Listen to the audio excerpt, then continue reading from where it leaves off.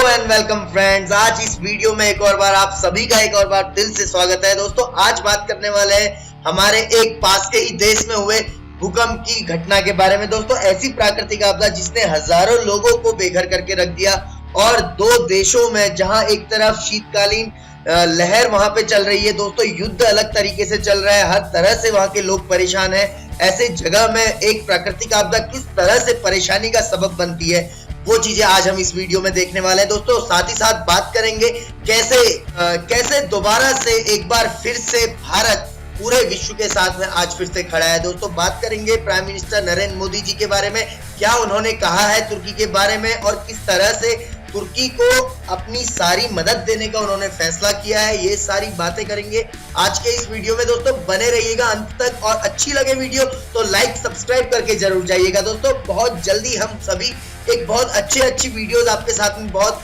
तरीके से लेके आने वाले हैं और दोस्तों बने रहिएगा हमारे चैनल के साथ में। आज बात करने वाले हैं तुर्की और सीरिया में हुए भूकंप के बारे में। दोस्तों तुर्की और सीरिया समेत चार अलग अलग देशों में भूकंप के झटके महसूस किए गए हैं। तुर्की में जो नुर्दगी से करीब 23 किलोमीटर पूर्व की तरफ ये सारे झटके का जो एपिसेंटर बताया जा रहा है उस जगह को माना जा रहा है। इसका असर सीरिया तक में देखने को मिला है। दोस्तों भूकंप की वजह से कई इमारतें धराशायी हो गई और रिक्टर पैमाने पर इस भूकंप की जो तीव्रता मापी गई है वो अधिकतम 7.8 मापी गई थी। दोस्तों सैकड़ों लोग अभी भी मलबे के नीचे दबे हुए हैं और कई सारे तो लापता है।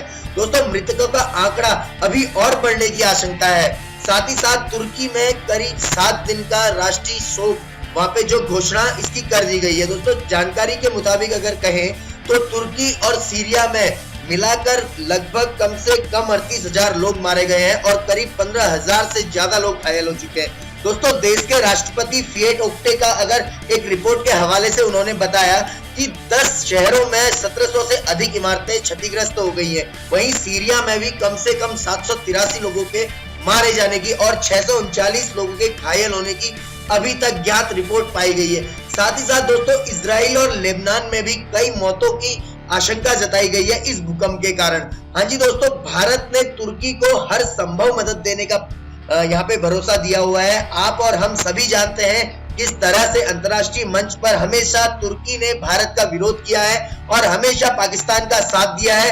हाँ दोस्तों ऐसे संबंध होने के बावजूद भी आज भारत ने ये सब लोगों को दिखा दिया है कि हमारा देश हर जगह खड़ा है, चाहे वो दुश्मन हो चाहे दोस्त हो, हम हर किसी के साथ में खड़े रहते हैं। दोस्तों भारत की एक ऐसी भूमि है जहां पर ऐसे लोगों का जन्म हुआ है। दोस्तों आज प्राइम मिनिस्टर नरेंद्र मोदी जी कहते हैं कि हम हर संभव मदद वहां पे देंगे, यानी अपने दुश्मन को भी जो इंसान मदद दे वो कैसा देश हो सकता है। दोस्तों सभी भारतवासियों की तरफ से हमारे प्राइम मिनिस्टर को एक सैल्यूट है और आप लोगों की तरफ से एक लाइक जरूर बनता है। दोस्तों बात करते हैं आगे को। यहाँ से हमारे भारत देश से जो एक एनडीआरएफ की टीम है, 2 गुटों को यहाँ से भेजा गया है जिसमें करीब 47 लोग हैं और प्रशिक्षित डॉग स्क्वाड के साथ में वो लोग यहाँ से रवाना किए गए हैं ताकि वहां पे जो खोजबीन है उसमें मदद की जा सके। डिप्टी कमांडेंट अगर दीपक तलवार जी की माने तो उन्होंने कहा है कि जो 47 एनडीआरएफ के कर्मी हैं उसमें कुछ वरिष्ठ अधिकारी भी शामिल है जो संयुक्त राष्ट्र के दिशा निर्देश के अनुसार वहां पे काम करते हैं। दोस्तों ये 2 टीमें जो शामिल हैं वो भारत की तरफ से आज रवाना हो चुकी हैं। इस वीडियो के बनने तक वो टीमें दोस्तों तुर्की पहुंच गई होंगी। हाँ दोस्तों इस भूकंप ने वहां के लोगों की रातों रात नींद उड़ा दी। दोस्तों तुर्की और सीरिया की सीमा पर दोनों छोरों पर निवासियों की जो रात को नींद थी एकदम से खुल गई जब सवेरे करीब 4:15 के आसपास ये भूकंप आया। ठंडी बरसात और बर्फीली सर्दी में जब लोग रात को बाहर निकलने पर मजबूर हो गए तो दोस्तों बाहर आकर देखा कि चारों तरफ इमारतें झुकी हुई हैं और झटके लगातार जारी थे। हाँ दोस्तों कई सारी इमारतें जमींदोज हो गई और बचाव दल शहरों और कस्बों में मलबों के टीले ही खोजते रह गए। जहां एक तरफ लोगों की चीखने की आवाज आ रही थी वहीं दूसरी तरफ से लगातार भूकंप के झटके तुर्की में महसूस किए जा रहे थे। दोस्तों अमेरिकी भूवैज्ञानिकों की माने तो भूकंप का जो केंद्र है वो गजियानतेप से करीब 33 किलोमीटर दूर और 18 किलोमीटर जमीन के नीचे गहराई पर मौजूद था। ये सीमा जो सीरिया सीमा से करीब 90 किलोमीटर की दूर उत्तर की तरफ पड़ती है। दोस्तों भूकंप के बाद 20 अलग अलग झटके और महसूस किए गए, जिनमें सबसे शक्तिशाली झटका 6.6 तीव्रता वाला था। हाँ दोस्तों, तुर्की के राष्ट्रपति रजब तैयब एर्दोआन की इस घटना के बाद तुरंत बचाव दलों को मौके पर पहुंचने के निर्देश जारी कर दिए थे और बचाव कर्मियों ने कहा कि बहुत हालत जो है बहुत तनावपूर्ण है और स्वास्थ्य सुविधाएं और अस्पताल इस हालत में जल्दी ही सारे अस्पताल भर जाएंगे। यही हुआ भी दोस्तों। मृतकों और घायलों की संख्या इतनी अधिक हो गई थी कि वहां के जितने अस्पताल थे वो करीब 1 घंटे के अंदर सारे अस्पताल पैक हो गए। हाँ दोस्तों, बाहर लोग शरणार्थी शिविरों में रहने को मजबूर हो गए हैं। इस भारी बर्फबारी के बीच में जो संकट आया है, ये जो विस्थापित लोगों के ऊपर सारी की सारी जो निशानियां हुई हैं दोस्तों, सीरिया लंबे समय से गृह युद्ध की चपेट में है, ये तो हम सभी जानते हैं। हाँ जी दोस्तों, सर्द मौसम, भारी बर्फबारी और इसके बाद सारी परेशानियों के बीच अब फिर से नागरिकों के ऊपर ये जो भूकंप के बाद हालात और खराब हो गए हैं, उससे वहां के कई सारे लोग विस्थापित होने को मजबूर हो गए हैं। दोस्तों, यहाँ कई केंद्रों में देश के अन्य हिस्सों से विस्थापित करीब 40 लाख लोग बदहाली से रह रहे हैं। व्हाइट हेलमेट्स नामक एक विपक्षी आपातकालीन संगठन का कहना है कि सैकड़ों परिवार मलबे में फंसे हुए हैं। उधर तुर्की में भी ऐसे ही हालत है।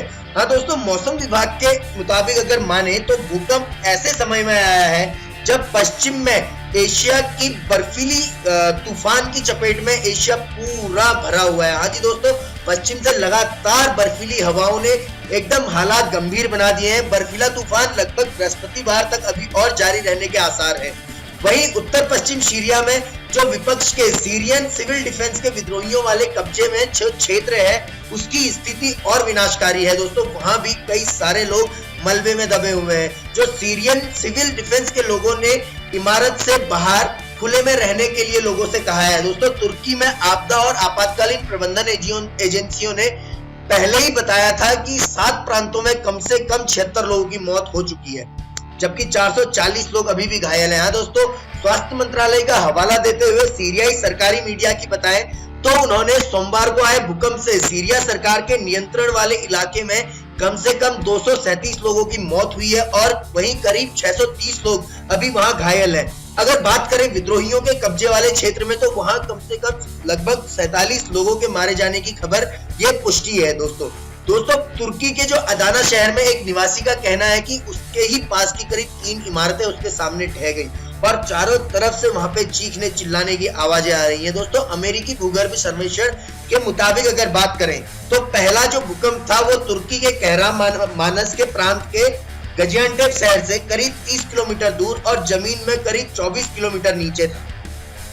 वहीं स्थानीय समय के मुताबिक ये जो भूकंप था वो करीब 4:17 पे आया था, जिसका जो रिक्टर पैमाने पर करीब इसमें 6.6 इसका जो स्केल मापा गया था।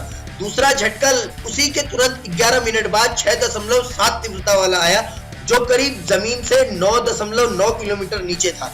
इसके ही तुरंत 19 मिनट बाद यानी कि 4:47 पर 5.6 तीव्रता वाला तीसरा भूकंप भी आ गया, जिसने लोगों की नींदें हराम कर दी और उन्हें विस्थापित होने पर मजबूर कर दिया। दोस्तों, शरण ले रहे हैं शिविरों में जाकर, खाने को नहीं है उनके पास, कपड़े नहीं है, बहुत सारी चीजें तो छोड़ के आ गए हैं वो घर के अंदर।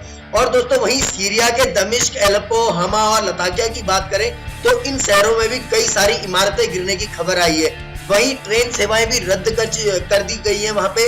यहाँ के कई इलाकों में लोगों ने बताया कि करीब 40 सेकंड तक भूकंप के झटके महसूस किए गए वहां पे। क्षेत्र के सर्वाधिक बुरा हाल वाले जो एरिया है वहां पर शरणार्थियों का शिविर देखे गए हैं, जहां से देश भर के आतंक से जूझ रहे पीड़ित लोग पहले से ही रह रहे थे। और दूसरा, ये भूकंप से दिक्कतें और बढ़ गई है। हाँ दोस्तों, जो ये इतना बड़ा भूकंप था, बताते हैं कि तुर्की में करीब 100 साल बाद इतना बड़ा भूकंप आया था। यूं तो तुर्की में भूकंप आते रहते हैं। इससे पहले करीब 1939 की बात करें तो 7.8 तीव्रता वाला एक बहुत शक्तिशाली भूकंप तुर्की में देखा गया था। इसमें करीब 30,000 से ज्यादा लोगों की मौत हो गई थी। वहीं 1919 में तुर्की में करीब 7.2 तीव्रता का भूकंप आया था, जिसमें 845 लोगों की मौत हुई थी। और उसके बाद 2017 में ईरान और इराक का जो क्रॉस बॉर्डर है वहां भी भूकंप बहुत तेज था, जिसमें इराक के कुर्दिश शहर हलबजा से ईरान के करमानशाह प्रांत में झटके वहां तक महसूस किए गए थे। दोस्तों, इसमें करीब 630 लोगों की मौत हुई थी। वहीं 8,000 से ज्यादा लोग इसमें घायल हो गए थे। यूएस जियोलॉजिकल सर्वे के मुताबिक अगर बात करें तो भूकंप का केंद्र है वो गाजियान्टेप से लगभग 33 किलोमीटर दूर, यानी बात करें 20 मील करीब नुर्दगी शहर से, और 26 किलोमीटर दूर वहां से ये 16 मील के आसपास ये दूर था। तो दोस्तों भूकंप का केंद्र गाजियान्टेप से लगभग 33 किलोमीटर यानी 20 मील और नुर्दगी शहर से लगभग 26 किलोमीटर यानी 16 मील ये दूर था, जहां से लगभग 18 किलोमीटर की गहराई पर जमीन के अंदर वहां ये भूकंप आया था। दोस्तों भूकंप के झटके दूर सीरिया तक महसूस किए गए थे। भूकंप के झटके इतने तेज थे कि कई इमारतों को नुकसान पहुंचने की वहां पे खबरें आई हैं। संयुक्त राज्य के जो भूवैज्ञानिक सर्वेक्षण की माने तो भूकंप की वजह से कई सारे लोगों के हताहत होने की आशंका वहां पे जताई गई है। हाँ दोस्तों, तुर्की के राष्ट्रपति रेसेप तय्यिप एर्दोगन ने ट्विटर पर कहा कि उन्होंने भूकंप के लिए खोज और बचाव दलों को तुरंत भेज दिया है और उन्हें उम्मीद है कि वो इस आपदा से जल्द और कम से कम नुकसान के साथ पार कर लेंगे। जी दोस्तों, तुर्की के राष्ट्रपति का ये कहना है। उन्हीं के साथ साथ हमारे देश भारत के प्राइम मिनिस्टर श्री नरेंद्र मोदी जी के भी भूकंप की घटना पर बहुत दुख जताया है। उन्होंने कहा कि तुर्की में भूकंप के कारण जनहानि और संपत्ति के नुकसान से मैं बहुत दुखी हूँ। शोक संतप्त परिवारों के प्रति संवेदना और घायल जल्द से जल्द ठीक हो। भारत तुर्की के लोग एकजुटता के साथ उसके साथ खड़े हैं और इस त्रासदी से निपटने के लिए हर संभव सहायता देने को तैयार है। हाँ जी दोस्तों, भारत ने इस बीच तुर्की को मदद भेजने की भी घोषणा की है और प्रधानमंत्री नरेंद्र मोदी के निर्देश के बाद भारत सरकार ने भूकंप प्रभावित तुर्की को यहाँ से आपदा मोचन बल के खोज और बचाव दल और साथ साथ चिकित्सा दल और राहत सामग्री भी भेजने की यहाँ से निर्णय लिया है। दोस्तों सरकार की ओर से इस संबंध में एक आधिकारिक बयान भी जारी किया गया है, जिसमें कहा गया है कि प्राइम मिनिस्टर नरेंद्र मोदी के प्रधान सचिव पीके मिश्रा ने तत्काल राहत उपायों पर चर्चा करने के लिए साउथ ब्लॉक में एक बैठक का निर्णय लिया है और उसमें ये निर्णय लिया है कि विशेष रूप से प्रशिक्षित डॉग स्क्वाड और आवश्यक उपकरणों के साथ 100 कर्मियों वाली एनडीआरएफ की 2 टीमें यहां से तुर्की भेजी जाएंगी और उन्हीं के साथ साथ आवश्यक दवाइयां और प्रशिक्षित डॉक्टरों को और पैरामेडिक्स को यहां से उनकी टीम बनाकर वहां भेजा जाएगा। ये राहत सामग्री तुर्की सरकार के और अंकारा में भारतीय दूतावास और इस्तांबुल में महावाणिज्य दूतावास के समन्वय के साथ भेजी जाएंगी। जी हाँ दोस्तों, काफी सारी मदद जो भारत अभी भी तुर्की के साथ में कर रहा है। दोस्तों भूकंप के आने की वजह धरती के अंदर जो प्लेटों का टकराना होता है। अब बात करें कि किस तरह से भूकंप ये आते हैं और लगातार भूकंप के झटके पृथ्वी के अंदर या बाहर कहीं कहीं आते हैं, कभी समुद्र में आते हैं, तो क्या वजह इनकी रहती है। जो इनकी मेन वजह रहती है तो वो जो धरती के अंदर की टेक्टोनिक प्लेट्स हैं उनका आपस में टकराना होता है। धरती के भीतर 7 ऐसी प्लेटें होती हैं जो लगातार घूमती रहती हैं। जब ये प्लेटें किसी जगह पर आपस में टकराती हैं तो वहां फॉल्ट लाइन जोन बन जाता है और सतह के कोने मुड़ जाते हैं। सतह के कोने मुड़ने की वजह से वहां दबाव बनता है और प्लेट्स टूटने लगती है। इन प्लेट के टूटने से जो अंदर एनर्जी है वो बाहर आने का रास्ता खोजती है, जिसकी वजह से धरती का हिलना और भूकंप ये सारी चीजें होती है। हाँ दोस्तों, अब रिक्टर पैमाने पर जो हम बात करते हैं कि भूकंप की तीव्रता कैसे मापी जाती है वो थोड़ा आपको बता देते हैं और इसके बाद में हम अपना ये वीडियो समाप्त करेंगे। दोस्तों रिक्टर स्केल पर 2.0 से जो कम तीव्रता वाले भूकंप को माइक्रो कैटेगरी में रखा जाता है और यह भूकंप महसूस किए नहीं जाते हैं। ये हल्के फुल्के छोटे मोटे भूकंप रहते हैं। रिक्टर स्केल पर माइक्रो कैटेगरी के 8000 भूकंप दुनिया भर में रोज दर्ज किए जाते हैं। इस तरह से 2.0 से लेके 2.9 तीव्रता वाले भूकंप को माइनर कैटेगरी में रखा जाता है। ऐसे करीब 1000 भूकंप हम प्रतिदिन अपने जीवन में देखते हैं। दोस्तों वेरी लाइट कैटेगरी में जो भूकंप आते हैं वो 3.0 से 3.9 तीव्रता वाले होते हैं, जो एक साल में करीब 49,000 बार दर्ज किए जाते हैं। लगभग इन्हें महसूस तो किया जाता है लेकिन शायद इनसे कोई नुकसान नहीं होता है। ये इसके बाद अगर बात करें तो लाइट कैटेगरी के भूकंप जो 4.0 से 4.9 तीव्रता वाले होते हैं, जो पूरी दुनिया में एक साल में करीब 6,000 से 6,500 के लगभग 62,000 बार रिक्टर स्केल पर दर्ज किए जाते हैं। इन झटकों को महसूस किया जाता है और इनसे घर सामान ये सारी चीजें हिलती हुई भी नजर आती है। इसके बाद जो मैग्नीट्यूड के भूकंप होते हैं दोस्तों वो 5.0 से ऊपर के जो सारे के सारे वो हैवी कैटेगरी के सारे ये जो है इन्हें माना जाता है। तो इस तरह से अलग अलग रिक्टर पैमाने पर इनका गणना होती है। हाँ जी दोस्तों, बताइएगा कैसी आपको ये वीडियो लगी, और आज आपको बताते हैं कि कैसे हमारे जो भारत देश ने बहुत अच्छा ये विचार और ये निर्णय हमारे देश के नेताओं ने, हमारे देश के प्रधानमंत्री जी द्वारा लिया गया है। हम सभी उनके साथ में हैं। हाँ दोस्तों, बात करते हैं आगे की। आगे के लिए दोस्तों बने रहिएगा हमारे साथ में, और क्योंकि अच्छी अच्छी वीडियोस हम अपने चैनल पे लेके आते हैं तो सब्सक्राइब कर लीजिएगा, बेल आइकन जरूर दबाइएगा ताकि आपको नोटिफिकेशन मिल जाए हमारे चैनल का। और साथ साथ अच्छी लगे हो तो शेयर कीजिएगा और आगे भी लोगों को बढ़ाने को कहिएगा। ओके दोस्तों, फिर मिलते हैं अगली वीडियो में कुछ नए इंटरेस्टिंग टॉपिक्स के साथ। तब तक के लिए बाय बाय।